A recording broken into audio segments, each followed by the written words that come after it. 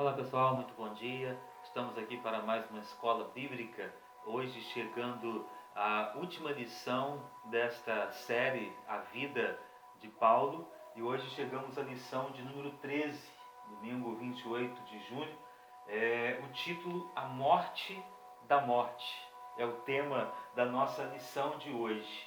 E o texto bíblico se encontra em 1 Coríntios, capítulo 15, versículos 54 ao 58, que diz assim: E quando isto que é corruptível se revestir da incorruptibilidade, e isto que é mortal se revestir da imortalidade, então cumprir-se-á a palavra que está escrita: Tragada foi a morte na vitória.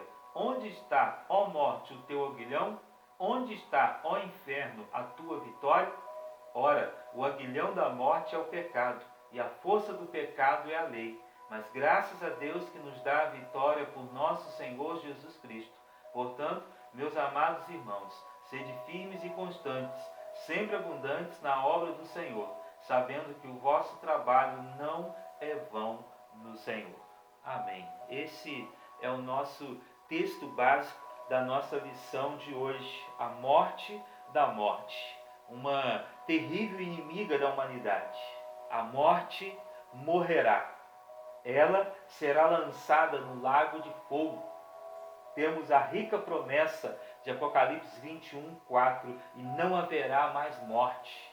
É a promessa, certeza da palavra de Deus. Hoje, o seguidor de Jesus superará a morte e viverá para sempre. Jesus disse em João 11, 25 e 26, disse-lhe Jesus: Eu sou a ressurreição e a vida. Aquele que crê em mim, ainda que morra, viverá. E quem vive e crê em mim, não morrerá eternamente. Você crê nisso?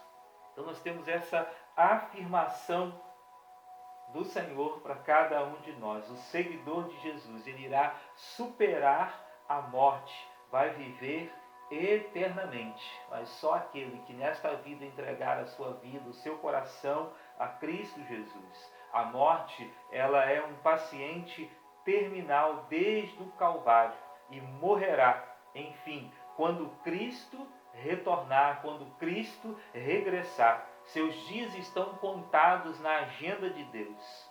Cremos nisso, esperamos isso, a promessa do Pai para cada um de nós. O nosso primeiro ponto da nossa lição, ele fala sobre o fim da história. O fim da história. O homem é a alma vivente. Gênesis 2:7 diz: Então o Senhor Deus formou o homem do pó da terra e soprou em suas narinas o fôlego de vida, e o homem se tornou um ser vivente. Quando o homem morre, a alma se imobiliza e o corpo volta ao pó. A ideia de reencarnação é inviabilizada nesse conceito bíblico aqui. A única maneira de voltar à vida é por um novo sopro. Em Ezequiel, no capítulo 37, Judá cativo é como um vale de ossos secos. O sopro do Espírito lhe traz vida. Um sopro de Deus fez a primeira criação. O salmista, ele testificou isso no Salmo 18, 15 e no Salmo 33, versículo 6, assim: O fundo do mar apareceu e os fundamentos da terra foram expostos pela tua repreensão, ó Senhor, com o forte sopro das tuas narinas. Mediante a palavra do Senhor foram feitos os céus e os corpos celestes pelo sopro de sua boca. Então nós vemos o salmista testificando exatamente essa verdade de Deus. O sopro de Deus fez a primeira criação. E o Espírito continua soprando enquanto caminhamos para a última criação. Apocalipse, capítulo 21, versículo 5. Aquele que estava sentado no trono disse: Estou fazendo nova todas as coisas. E acrescentou: Escreva isto, pois essas palavras são verdadeiras e dignas de confiança. A própria palavra, ela testifica, ela sendo a própria verdade. Deus está fazendo um mundo novo, na pessoa de Jesus. E aí Paulo testificou isso, segundo Coríntios 5,17. Portanto, se alguém está em Cristo, é nova criação. As coisas antigas já passaram, e eis que surgiram coisas novas. Neste novo mundo não haverá mais morte. A volta de Cristo marcará o fim da história e o início de um novo tempo em Deus. O mundo sem morte, o mundo da vida plena com Ele. Tudo está dependendo do regresso de Jesus. A morte morrerá quando Ele voltar. O segundo ponto da nossa lição fala quando a trombeta soar. Quando essa trombeta soar, o fim começará. Mateus 24:31 diz: E ele enviará os seus anjos com grande som de trombeta, e estes reunirão os seus eleitos dos quatro ventos, de uma a outra extremidade dos céus.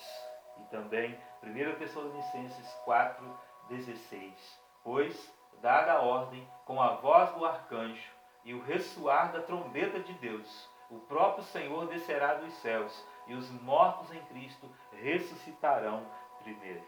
A trombeta ressoará num momento qualquer da história, num piscar de olhos. 1 Coríntios 15:52 diz: Num momento, num abrir e fechar de olhos, ao som da última trombeta, pois a trombeta soará.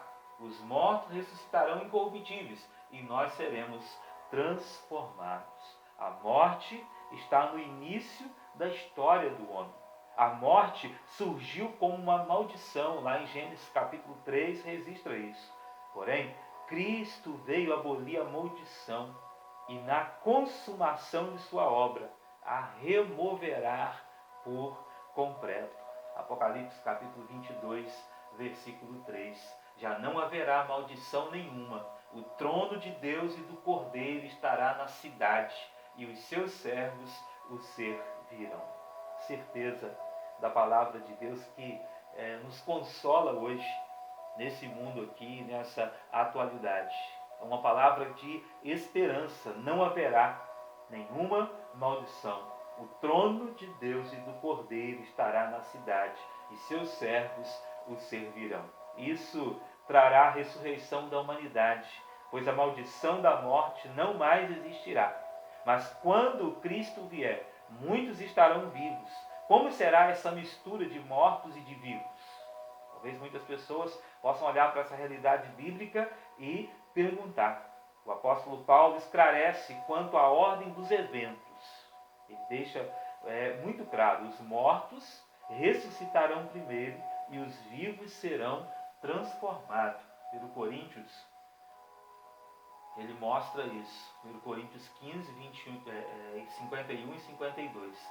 Eis que eu digo um mistério: nem todos dormiremos, ou seja, morreremos, mas todos seremos transformados, num momento, no abrir e fechar de olhos, ao som da última trombeta, pois a trombeta soará, os mortos ressuscitarão incorruptíveis e nós seremos transformados.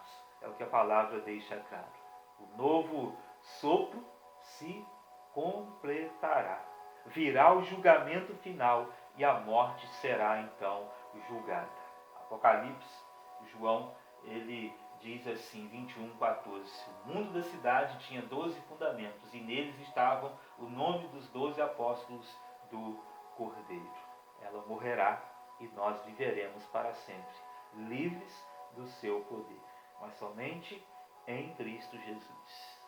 E agora, nessa vida, você precisa entender que é fato, que é realidade da palavra de Deus. O terceiro ponto da nossa lição, ele fala: quando a morte morrer, viveremos para sempre com Deus. O homem e a mulher estavam com Deus no início, mas foram expulsos. Gênesis capítulo 3, versículos 23 e 24 mostra isso. Na volta de Jesus, Deus e a humanidade viverão novamente juntos. Apocalipse 21, 3 a 5 diz: Ouvi uma forte voz que vinha do trono e dizia: Agora o tabernáculo de Deus está com os homens, com os quais ele viverá. eles serão os meus povos. O próprio Deus estará com eles e será o seu Deus. Ele enxugará dos seus olhos toda lágrima. Não haverá mais morte, nem tristeza, nem choro, nem dor, pois a antiga ordem já passou. Aquele que estava sentado no trono disse: estou fazendo nova todas as coisas. E acrescentou: escreva isto, pois essas palavras são verdadeiras e dignas de confiança. Deus está reconstruindo o mundo na pessoa de Jesus. Ele está fazendo um mundo novo que se concretizará. Este é o plano: fazer tudo convergir em Cristo Jesus. Paulo testifica isso em Efésios capítulo 1, versículo 10. Isto é, de fazer convergir em Cristo todas as coisas celestiais ou terrenas, na dispensação da plenitude dos tempos. Eu destaco essa parte que ele diz de fazer convergir em Cristo Jesus. E é interessante você olhar também, Paulo escrevendo aos Efésios, a quantidade de vezes que ele afirma em Cristo Jesus. Porque todas as coisas, como ele testifica aqui, convergem em Cristo Jesus. Quando este dia chegar, Cristo reinará. O mundo novo, iniciado em Cristo com sua obra na cruz, será concluído. É a certeza que o apóstolo Paulo então declara aqui. O quarto ponto: tudo isso Cristo conseguiu na cruz. Tudo isso Cristo conseguiu na cruz. Jesus consumou o plano do Pai na cruz. João 19:30. Tendo provado, Jesus disse: está consumado.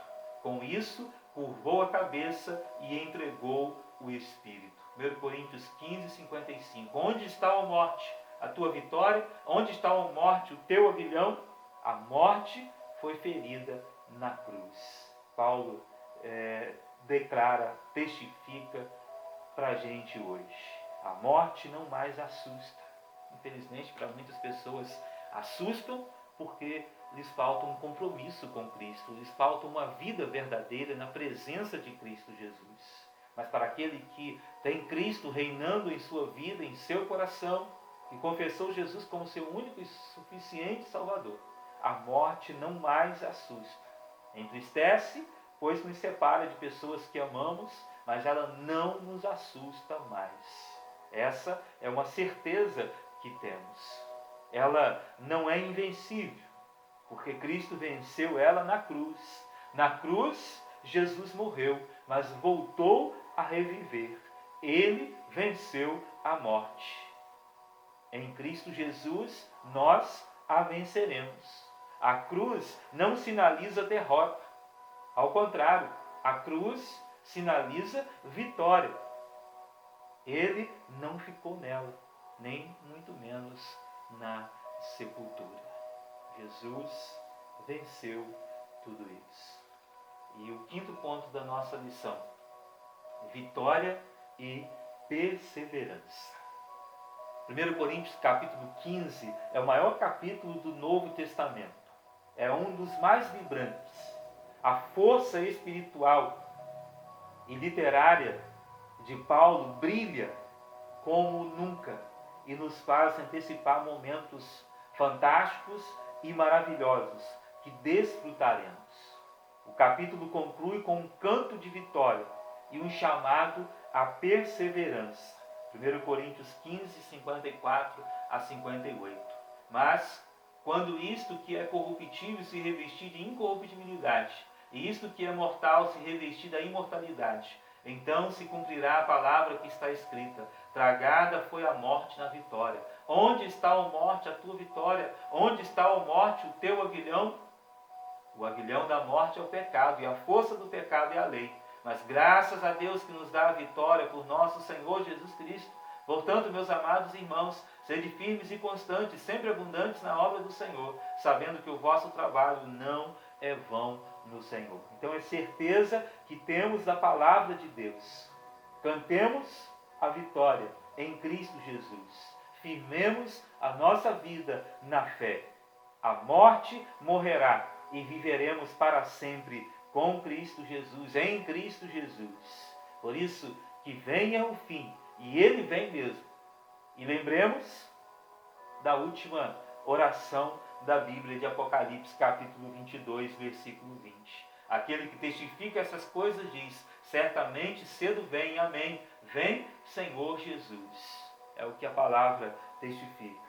E por último, para pensar e agir, precisamos analisar essa realidade hoje. A vida cristã inclui bênçãos materiais, mas é muito mais que isso. Temos bênçãos espirituais. É a certeza que temos de Deus para nós. Efésios 1:3. Bendito seja o Deus e Pai de nosso Senhor Jesus Cristo, que nos abençoou com todas as bênçãos espirituais nas regiões celestiais em Cristo Jesus. Esperar só bênçãos materiais é ser infeliz. Cristo é para a vida e para a eternidade. Segundo, Cristo é o nome sobre todo nome, e todo joelho se dobrará diante dele. Filipenses 2, 9 a 11. Por isso Deus o exaltou à mais alta posição, ele deu um nome que está acima de todo nome, para que ao nome de Jesus se dobre todo joelho, nos céus, na terra e debaixo da terra. E toda língua confesse que Jesus Cristo é o Senhor, para a glória de Deus Pai. Ele deve ser o nome em nossa vida. O que temos e teremos é por causa dele. Porque dele, por ele e para ele são todas as coisas. Por isso, hoje nós podemos ter essa certeza, a morte da morte. A palavra testifica esta verdade. Que você possa crer, possa viver diante desta palavra que nos afirma e nos dá toda essa certeza. Amém? Ó Deus, muito obrigado por essa escola bíblica. Obrigado, ó Deus, pelo privilégio que em Ti nós somos mais do que vencedores. A morte foi vencida na cruz. A morte foi vencida na sepultura. E hoje nós podemos contemplar as Tuas maravilhas, Pai. Obrigado pela Tua palavra, no nome de Jesus. Amém.